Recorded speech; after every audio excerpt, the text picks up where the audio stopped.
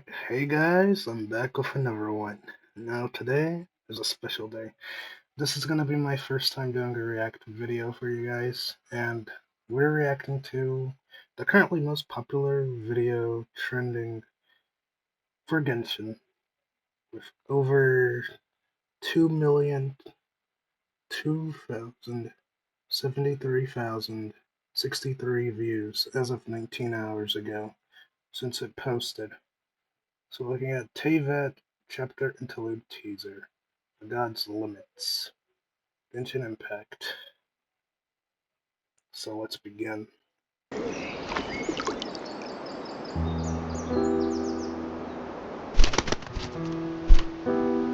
gonna go ahead and turn on subtitles.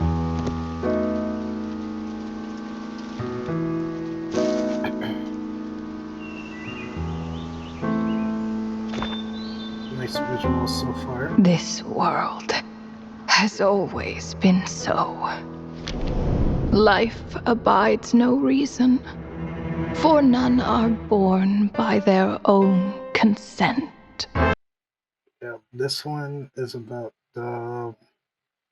possibly the shade of life, Nibirius. Death abides no reason.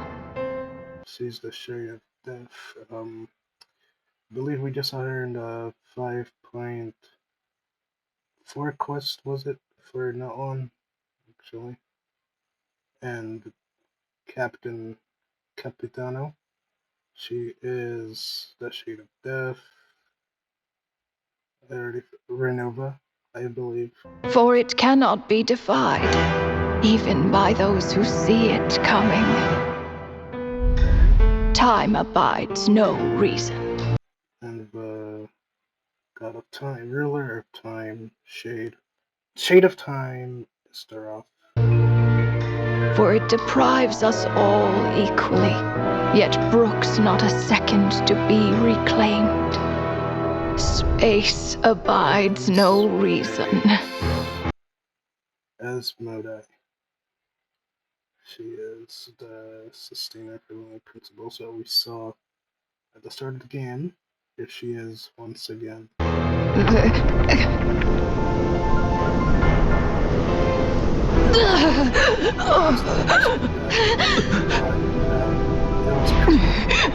The ruler of space stopped the golden-haired twin travelers and mercilessly tore them apart.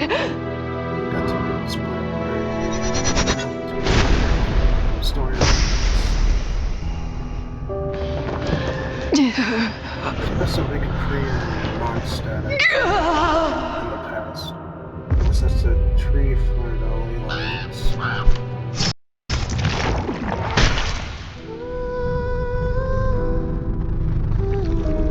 The beer... No. This looks more like Rhine-Daughter's doing. Granddaughter. It's been a while since I've heard of that name. But yeah, that's all Beto's mom, I believe so. Please don't litter other people's spaces with your bizarre creations. She's talking about, like, possibly referring to the dragon that you created, Durin.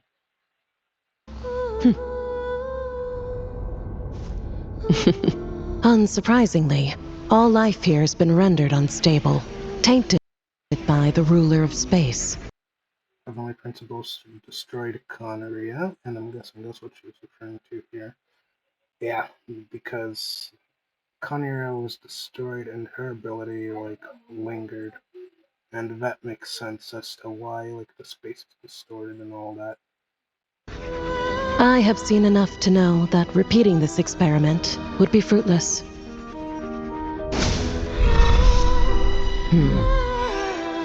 You seem to wield my power as if it were nothing but a plaything for your amusement. Although merging with you has stripped me of agency, And that's right. I shall still continue to voice my disapproval. And this is how, and actually this explains where Granddaughter went after she created Albedo. She must have traveled somewhere, somehow met up with Shade of Life, Tiberius, and somehow fused with her, probably like how Capitano fused with the Shade of Death, Renova, as we saw in My not one final quest with Capitano. dear Rhine daughter, you have my respect, Nibirius. Your nagging is one of the only things that can get under my skin.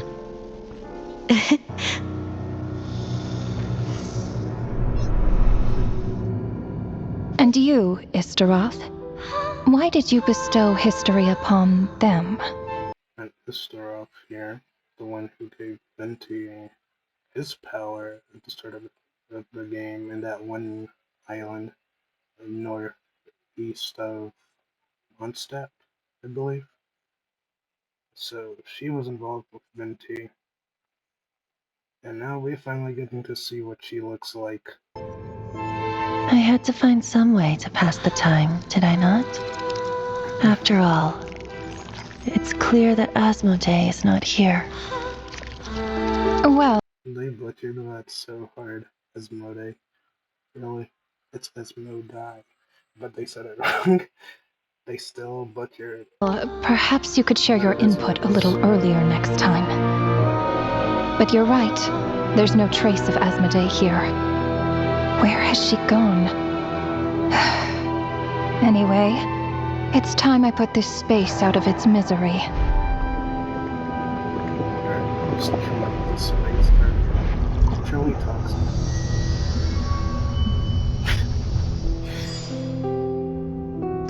They put better money into this one trailer than they did for the entire budget of the game so far. Like, where's this quality animation in the game? Genshin players are cooked. Great trailer, but the game be lacking. These meetings are just At first when I saw her, she sort of looked like Robin when I saw her walking up like a that. formality. Does it really matter that only 3 of us are here? I, for one, think that we should find her. Only three of them being there because the Heavenly Principles isn't there. And what they're gonna say in a moment is actually gonna relate to a point that I think is most relevant to most people who have been following the story and came up with some theories. Since the heavenly principles cast us as shades, not So the Heavenly Principles themselves are not the shades and is not the sustainer of Heavenly Principles. The sustainer of Heavenly Principles is somebody else, and I'm guessing that's gonna be Fanes, the one who lost in the war and got dethroned. one of us has ever missed a meeting. What if she just switched sides? Finding her would do more harm than good. If you switch sides, and that means that they pretty much betrayed Fanes in a way, and just chose to be in service to somebody else. Now there's an interesting idea. Yeah. Better than being devoured. Just switched sides? You make it sound like such a trivial affair.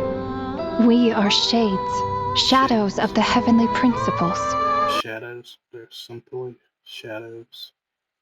In other words, they're just his followers. It's Sort of like Eminence Shadow is said as the ruler of the organization, but all of the alphas, betas, and all the other elves and the girls inside of his organization are pretty much his shadows, Shadow Garden. unthinkable. Unless she loves her new master more than her own self. So if that's the truth of what you're saying, or the new master of heavenly principles, the sustainer, the ruler of space, Istaroth, Asmodai, is actually Paimon, as we all theorized We all theorized that she was pretty much Paimon. Paimon is Asmodai, ruler of space. Fury complete. Ranova, do you... If this doesn't confirm it, I don't know what will. I think that makes the most sense, that Paimon is indeed Asmodai, just in a dormant state. know that you're being watched? By whom? Whose gaze could pierce this far? She had to look down.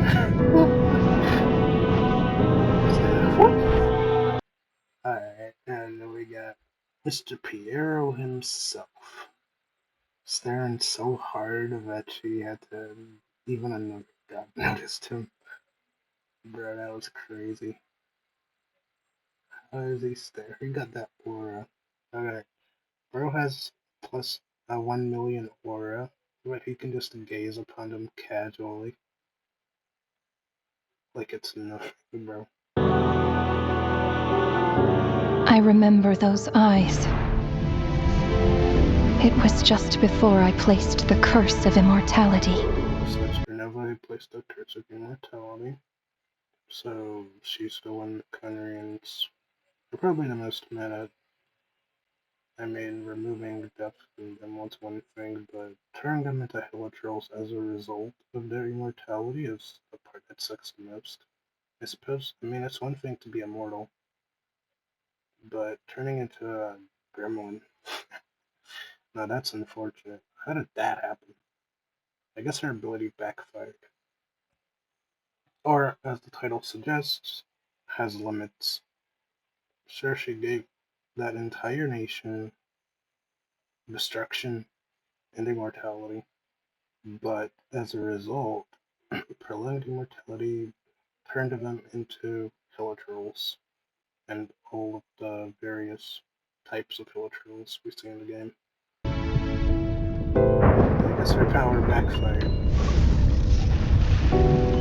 Piero was just there watching it all happen, because there's nothing he could do at the time.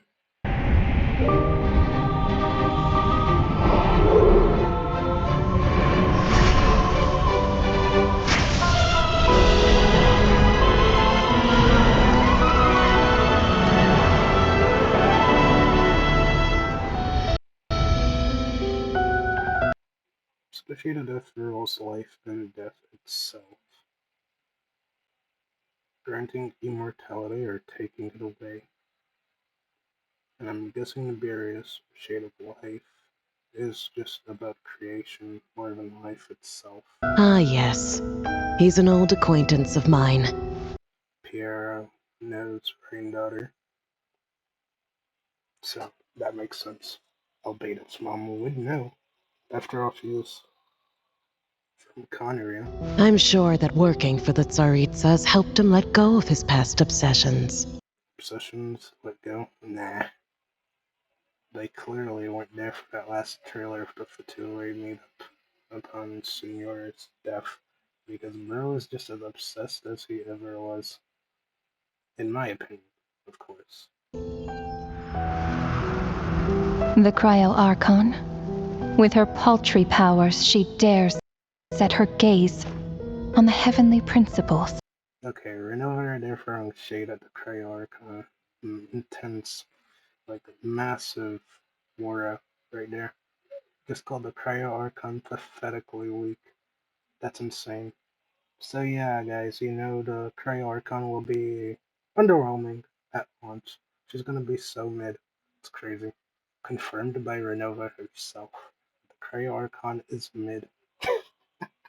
I can't believe it, but I waited, what, 6 years for the most mid Archon of all time. It is what it is. The heavenly principles have yet to awaken. Heavenly principles have yet to awaken. Paimon is yet to turn back into the sustainer of heavenly principles. For some reason, her power was drained when she.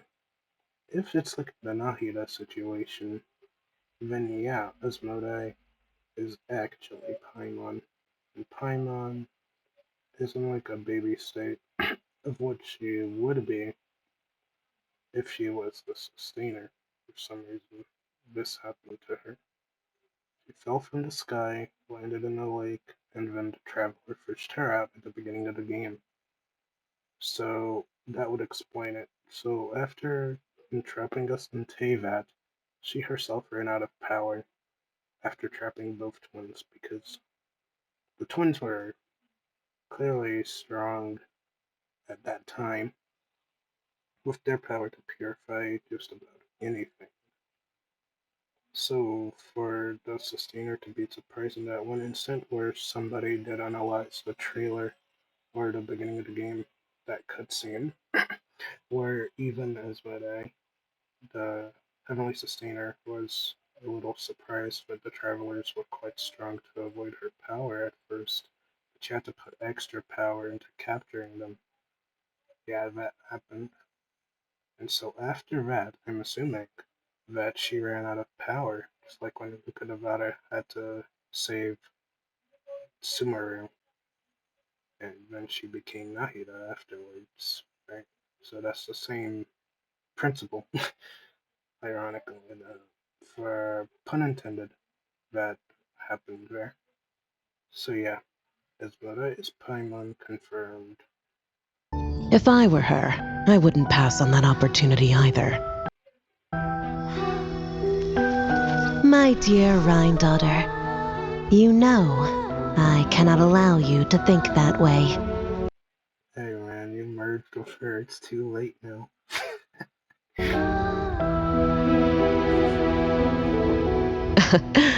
It was purely hypothetical, Nibirius. For lack of a direct order, I say it's time we intervened. The real question is, where is this? Now this clearly has to be Celestia, and if we ever go there, I'm guessing this is one of those rooms where we'll be at. Of course, to the extent permitted by the rules. The rules. So who's the rules? There's the heavenly principles, then there's the shades, then the one who calls themselves the sustainer of heavenly principles. But if Thanes is the rules, the one who created all the rules of Teyvat, that would make sense. But if the rules are like the new people who defeated Thanes, then that would change the story as well. Because now they're the ones who make the rules. We're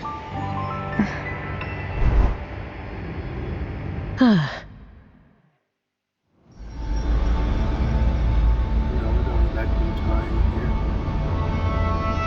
here. The gaze of the gods has always been considered a blessing. Hence the origin and meaning of visions. People have always yearned for the gaze of the gods.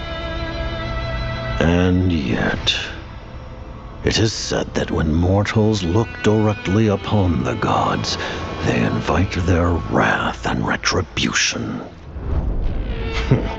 And what of it? Well, we were there. We were there. That's Sumeru in the past. Used to be more grassy. There was way more nature. And it wasn't a desert as it is now. The trees from that one quest we did in Sumeru Desert for the Goddess of Flowers. Pretty much that tree. Yeah, I recognize it. Lives will be lost. A nation brought to ruins. So be it. And this is that one village place in Sumeru as well. It is nothing I have not endured before. I already know the price of gazing upon the gods. So tell me, what is the price of killing a god? The god stays silent. because not even they know the price. They're even turning into chibis like Paimon and Nahida. That's most likely what will happen. They just can't be killed. As if the thought had never once crossed his mind. To all those who dare not look up to the heavens, Her Majesty the Tsaritsa says this. Behold, even the gods have their limits. And the funny thing is the people of Teyvat believe the Archons are the gods. But even the gods themselves acknowledge that there are other gods beyond them. Just funny. But hey, that's an insane trailer in the past 5 years of Genshin's existence. This is slightly still under that Fatui meetup trailer. That one was the peak trailer. I'm sorry. But this is alright too. It's like second place to that, but this obviously drops a lot more lore than that one. But that one just had so much aura.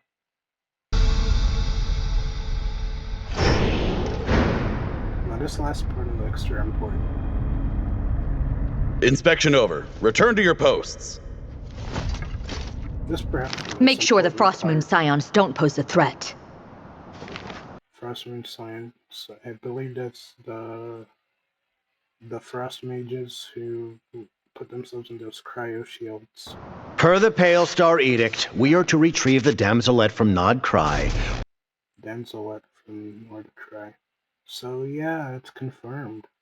Columbina will be in Nordcry. So you can expect to see her there in the story real soon. Because that is Columbina. I recognize those wings on the back of her head. Like, that was too simple to recognize. I don't even play the game at this time anymore. I don't really play Genshin, but even I recognize Columbina. I still keep up with some of the news about Genshin, but I don't really play the game. But if I can watch the story, I'll watch it. But yeah, that was the entire Genshin. Whatever it takes. But why are they trying to retrieve Columbina from Nordcry? Did something happen? That you guys will find out.